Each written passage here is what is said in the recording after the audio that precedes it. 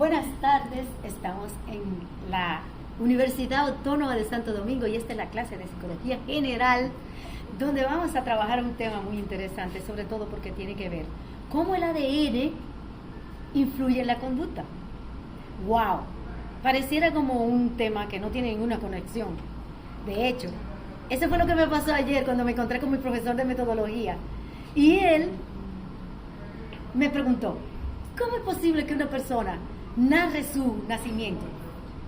¿Cómo tú puedes mostrar eso? ¿Cómo tú puedes demostrar eso? Y yo le dije, bueno, si usted me da unos minutos yo le explico. Pero como él siempre andaba tiene 33 años que me dio clase a mí, o 33 o 35 años más o menos, y yo siempre le he dicho, tengo que discutir algo con usted, y él siempre anda corriendo, y yo también. La última carrera la hicimos en el malecón, corriendo. Para los que no conocen, aquí tenemos un malecón bastante, el mar Caribe nos visita y nos hace estar relajado en un ambiente muy bonito. Así que ya saben, lo que no me vean de otro país. Bueno, entonces este profesor insistía y yo, como tengo pendiente una explicación, fue realmente en el supermercado donde nos encontramos y yo le decía, vamos, dígame tal cosa y tal cosa, ¿por qué usted dice tal cosa y tal cosa? Y él me decía, bueno, yo te estoy explicando que metodológicamente eso no es posible.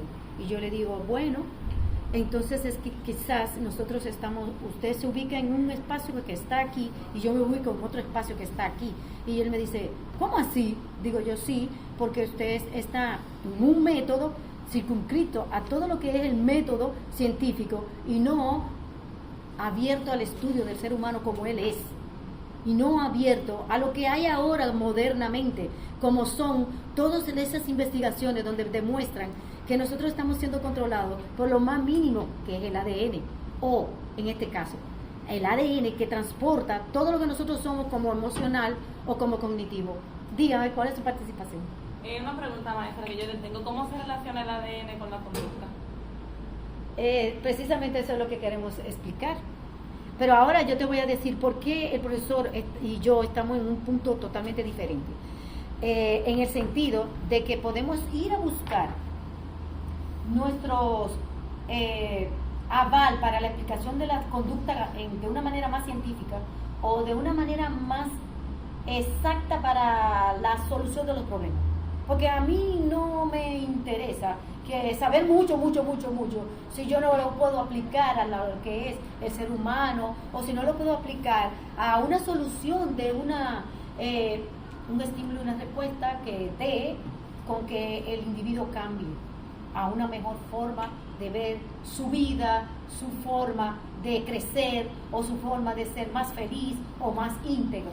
Entonces, hoy estudié nuevamente a Yuval Noah Harari, que para mí es el historiador que más está aportando a lo que sería el estudio del ser humano, y realmente es porque él no se queda con un tipo de información.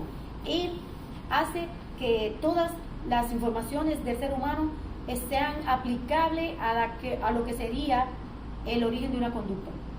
Y como él es historiador, básicamente se basa en los estudios antropológicos e históricos de por qué existe una conducta, pero también él ha estado explicando todo lo que va a pasar en el futuro con todas las AI que nosotros estamos viendo y cómo todo eso va a transformar el ser humano.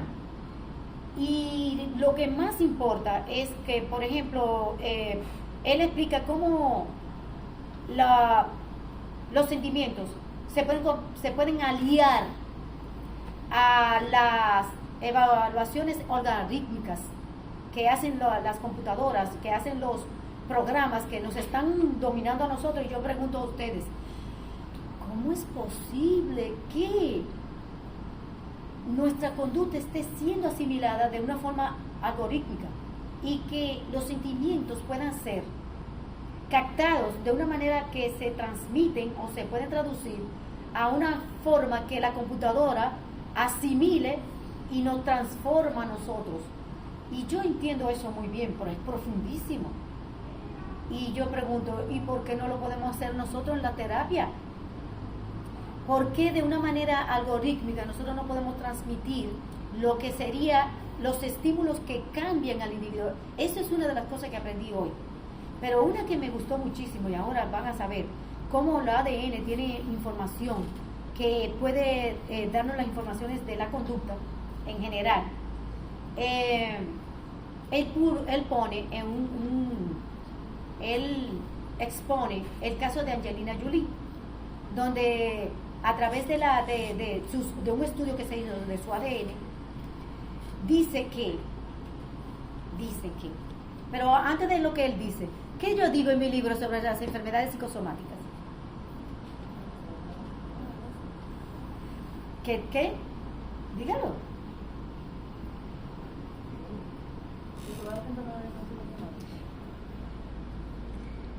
Que todas las enfermedades son psicosomáticas. Bien. Sí, yo digo que en mi libro La enseñanza de la lectoescritura, partiendo del yo digo que todas las enfermedades son psicosomáticas. ¿Y por qué hablo de las enfermedades psicosomáticas en un libro de lectoescritura?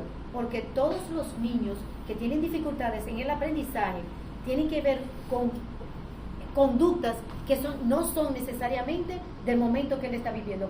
Por ejemplo, un niño no habla, o un niño no aprende a escribir, o un niño tiene dislexia, pero eso no quiere decir que fue ahí mismo sino que tiene que ver con todo lo que ha pasado en su historia de vida, y incluso cuando se iba formando, cuando incluso estaban formándose las situaciones genéticas de su propia vida.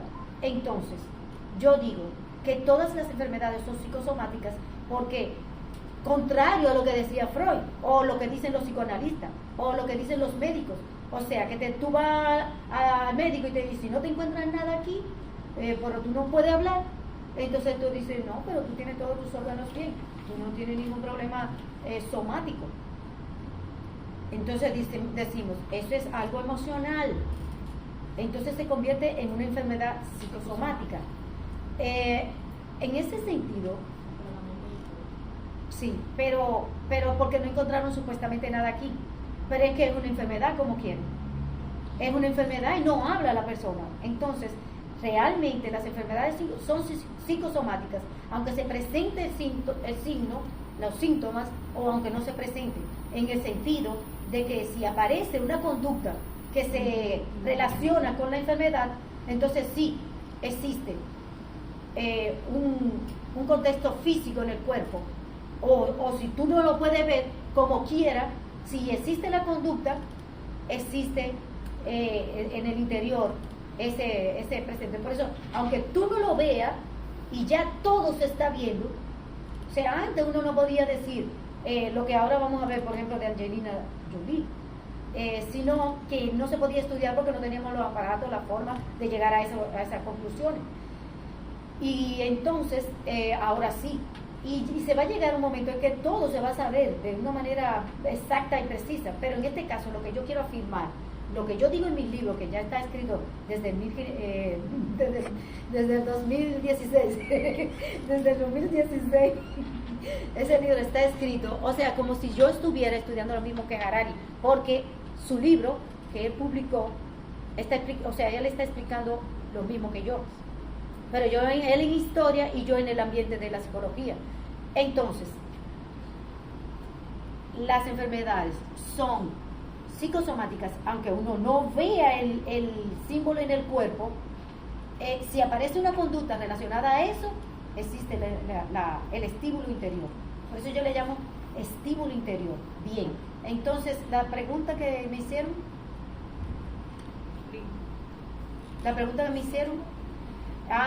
¿cómo está relacionada la conducta? Bien, entonces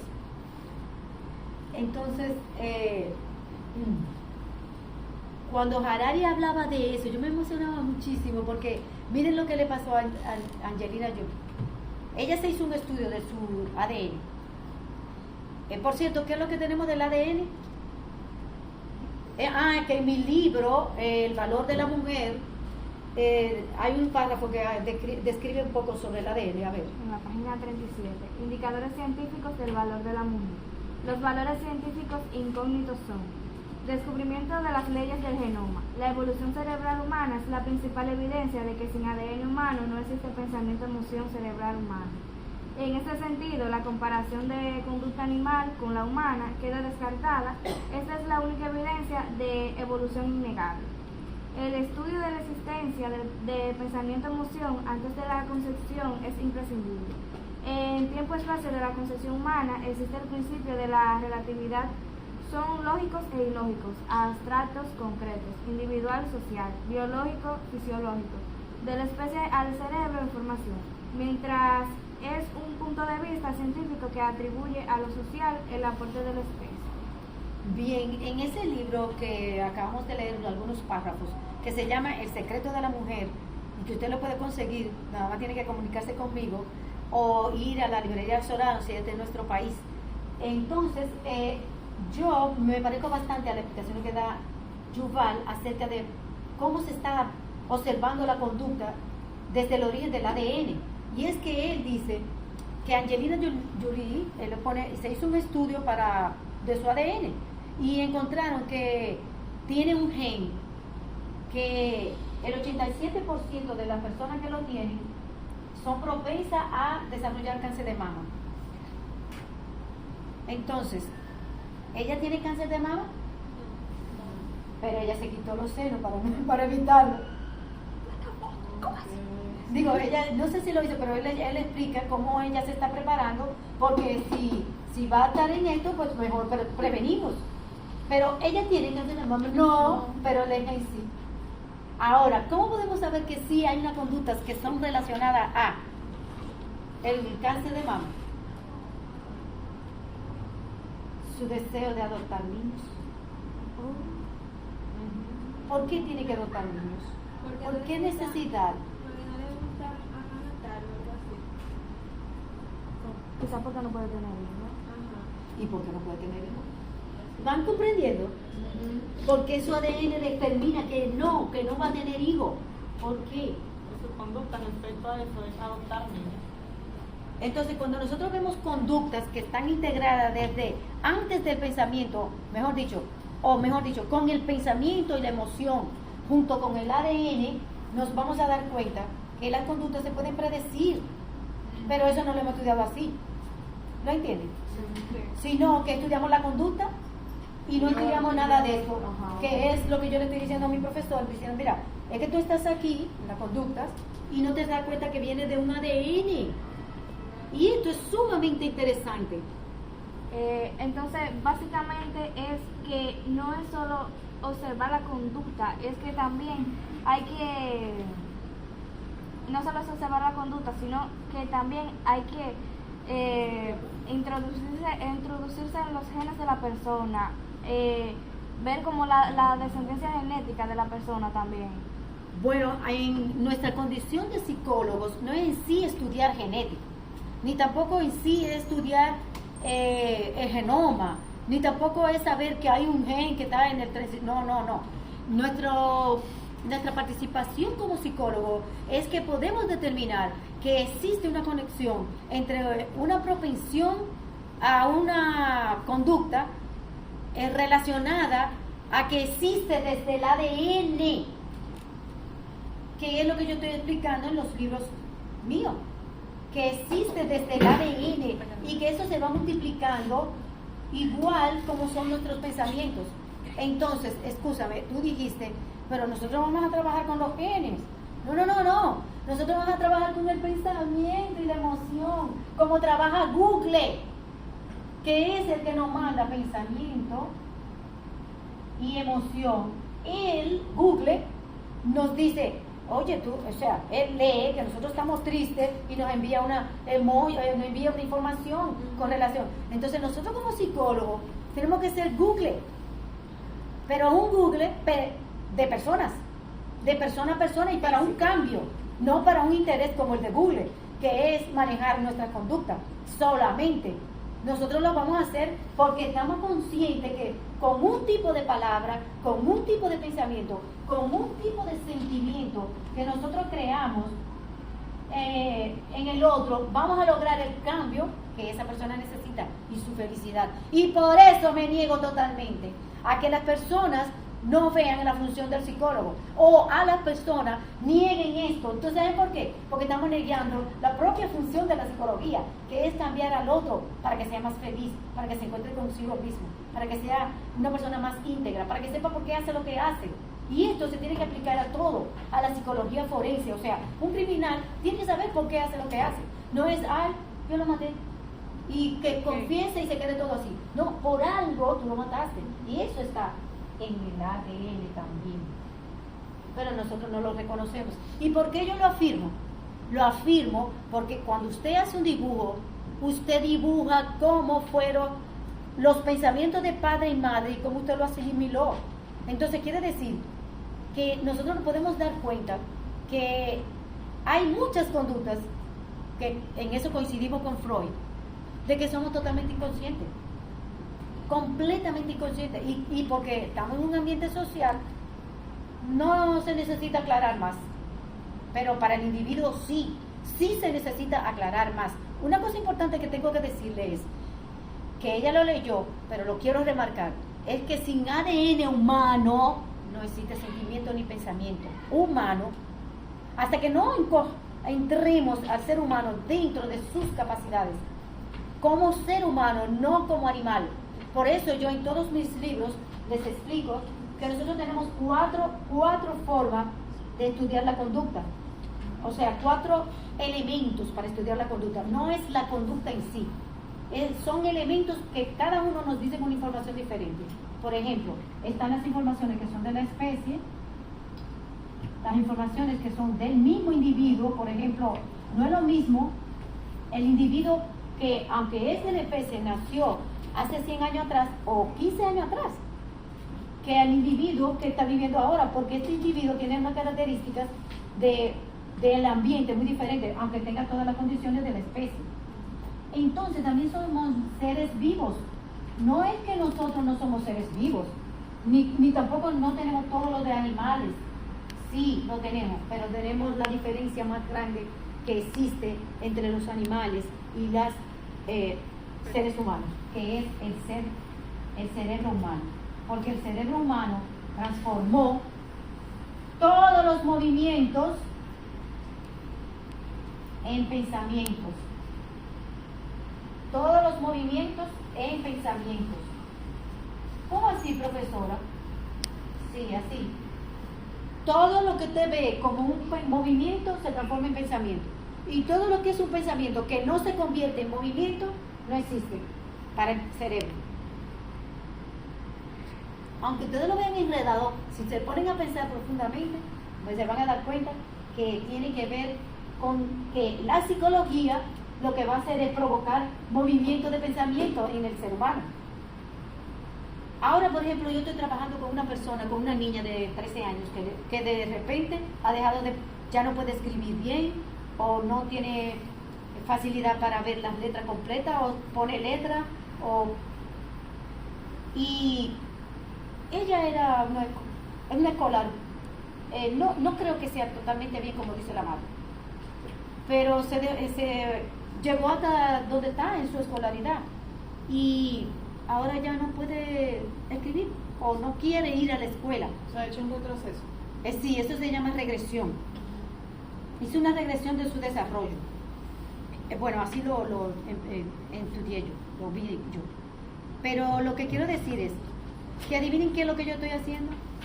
Generando pensamientos. ¿Y cómo se genera? Con movimientos.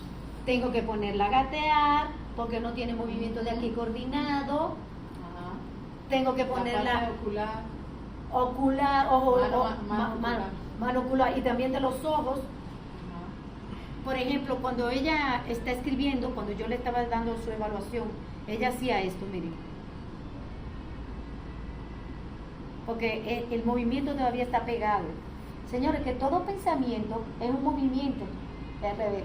Todo movimiento se expresa como todo pensamiento se expresa como un movimiento. Y todo movimiento tiene una ejecución cerebral. Y ahí es donde nosotros los psicólogos no hemos avanzado. Que todo movimiento crea un pensamiento. O sea, si yo sé cuál es el movimiento, voy a dar con el pensamiento. Y adivinen qué. los pacientes no se me van. ¿Significa qué? Que está funcionando. Entonces, así mismo nosotros lo tenemos que trabajar el movimiento. Si es un problema de, por ejemplo, cuando tenemos problemas, yo he estado trabajando, por ejemplo, intento suicida, trabajando, y tiene un éxito enorme, porque que la capacidad de movimiento en el pensamiento es la capacidad de llevar una idea a un punto diferente. Y eso es interesantísimo. ¿Qué usted dice? Siguiendo con la misma línea de lo que usted habla, por ejemplo, eso se puede aplicar con personas avanzadas de edades que cuando hacen una misma rutina constantemente, incluso comienzan a perder partes cognitivas. Por ejemplo, hay partes de su cuerpo que dejan de moverse, hay coordinación del cerebro, de que van a realizar una actividad que era normal, que no la recuerdan, y es porque el cerebro en ese tiempo está acostumbrado a hacer lo mismo.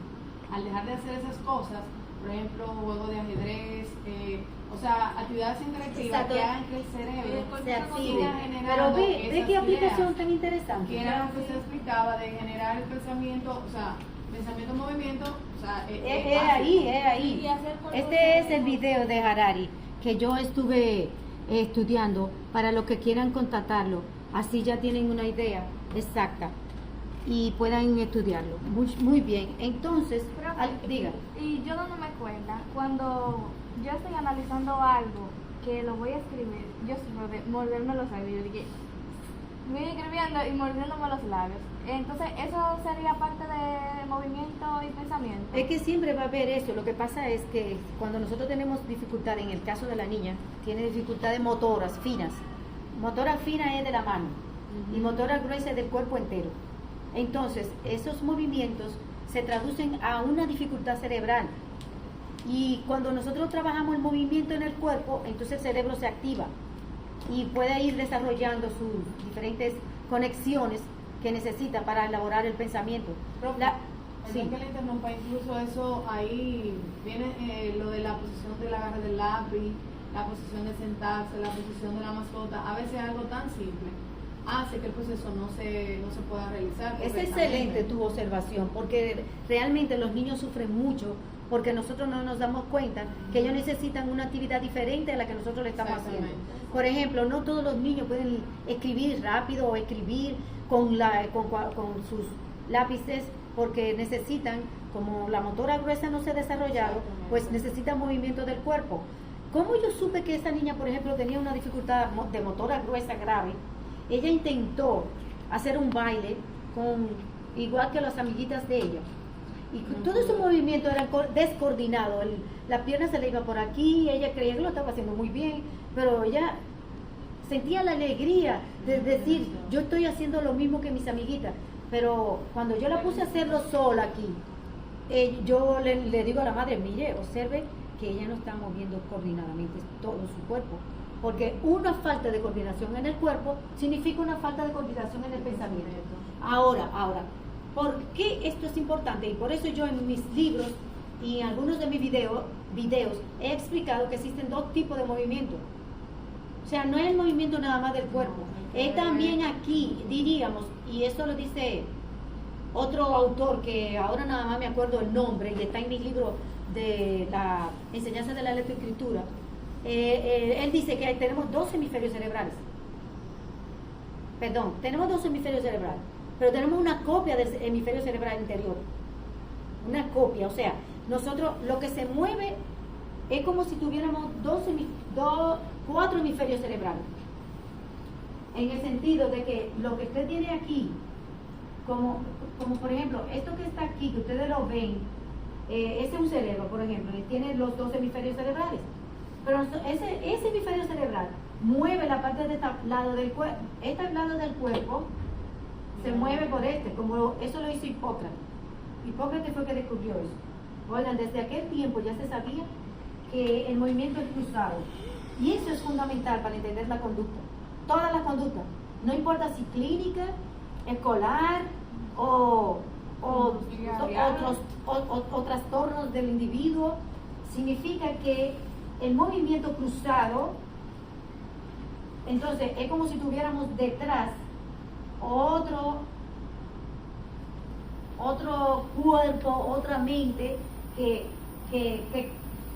que dirige la conducta desde allá adentro. O sea, dos tipos de movimiento. Uno para el pensamiento, sentimiento y otro para el movimiento del cuerpo, que es lo que nosotros hemos estudiado. ¿Lo entienden hasta ahí? Claro. Lo que nosotros hemos estudiado es que el cuerpo, el cerebro está cruzado, pero nosotros tenemos también en el interior un pensamiento y un sentimiento que no ha sido estudiado. Ahora, cuando nosotros lo manejamos, entonces nos damos cuenta que existe porque se cambia el movimiento de aquí. Y eso yo lo he hecho con niños autistas. Y funciona, miren, muchísimo. Porque a los niños autistas hay que activarle todos los sentidos. ¿Qué está afectada la parte emocional, que es lo que tú estás hablando del pensamiento? Cuando está afectada el pensamiento no se puede generar correctamente. Bueno, yo soy María Esther Camacho, profesora de psicología de la Universidad Autónoma de Santo Domingo. Espero que te suscribas a mi canal y si te gustó, dale like y comparte. Comen. Comenta.